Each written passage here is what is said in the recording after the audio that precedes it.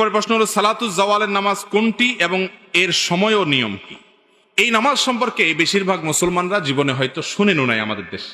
সালাতুজ জাওয়াল এটা আবার কি? আমরা সালাতুদ দোহা চাষতের নামাজ জানি, এশাকের নামাজ জানি, আমরা তাহাজ্জুদের নামাজের কথা শুনছি, আওয়াবিনের নামাজের কথা শুনছি, অনেক নফল নামাজের কথা শুনছি। সালাতুজ জাওয়াল বা জাওয়ালের নামাজ এটা আবার কি? জাওয়ালের নামাজের কথা নবী করিম সাল্লাল্লাহু আলাইহি ওয়াসাল্লাম থেকে বিশুদ্ধভাবে বর্ণিত আছে। এবং জাওয়ালের নামাজটা হলো এমন সময়ের নামাজ যখন পৃথিবীর যেইখানে যখন জাওয়াল হয় সেই টাইমে তখন দুনিয়ার আসমান খুলে দেওয়া হয়, রহমতের দুয়ার খুলে দেওয়া হয়। এই টাইমে 4 রাকাত নামাজ নবী করিম সাল্লাল্লাহু আলাইহি ওয়াসাল্লাম পড়তেন। টাইমটা কখন? টাইমটা হলো ঠিক দুপুরে যখন জোহরের ওয়াক্ত হয়।